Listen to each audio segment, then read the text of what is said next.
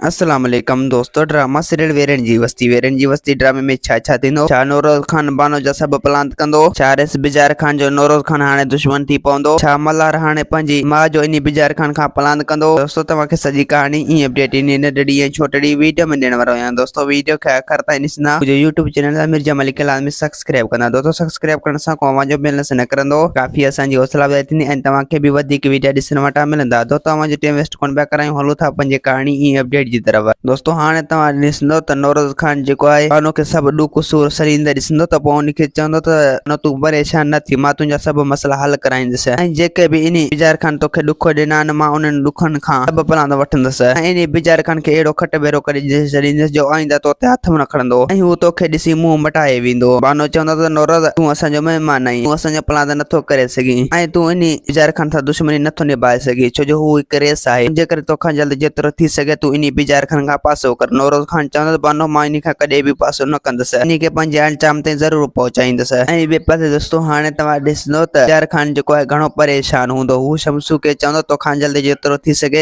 इन नौरोज खे अहिड़ो गुम कराए छॾ जो हू आईंदा यादि रखे, ईअं न थे जो हू वरी असांजो दुश्मन थी पए साले वांगुरु ऐं पोइ हू असांजे ॻिची में पइजी वेंदो। हू हाणे तमामु जल्द बानो जी प्लान वठण लाइ असां सां जहिड़ो कंदो, जे करे चाहियूं था त असां खां हिकु बि ग़लती न थिए, न थे जो हू असांजे कंध में पइजी वञे। ॿिए पासे दोस्तों हाणे तव्हां ॾिसंदो त कार जेको आहे इहा सोचीनि था अगरि जेकॾहिं मां पंहिंजे दिमाग़ जो इलाज कराईंदुसि त पोइ मूंखे सभु ॻाल्हियूं यादि अची वेंदियूं ऐं पोइ मूंखे पंहिंजो अम्मा बि यादि अची वेंदो ऐं पोइ मूंखे जंहिं मारियो उहो बि यादि अची वेंदो। पोइ मां उन खां पंहिंजा सभु प्लान पूरा कंदुसि ऐं पोइ इन रेस बिजार खान खे बि मां मारे छॾींदुसि। ईअं हू मुंहिंजे अम्मा खे नुक़सानु पहुचाए, मां बि उनखे नुक़सानु पहुचाइण पियो चाहियां, मतिलबु त उनखे मारणु पियो चाहियां। ऐं ॿिए पासे दोस्तों हाणे तव्हां ॾिसंदो त रुखसार बेगम जेको आहे शेरोज खान खे सभु मसला ॿुधाए छॾींदो ऐं पोइ शेरोज खान इहे ॻाल्हियूं वञी शमीर खान जे अॻियां पेश कंदो त शमीर खान जो सॼण थी पवंदो। दोस्तों उम्मीद है कहाणी आई हूंदी तव्हांखे पसंदि। असांखे ॾींदा हाणे जा त वरी तव्हां सां मिलंदासीं कंहिं नई वीडियो में। जेसीं ताईं पंहिंजो ख्यालु रखंदा। ख़ुदा हाफ़िज़।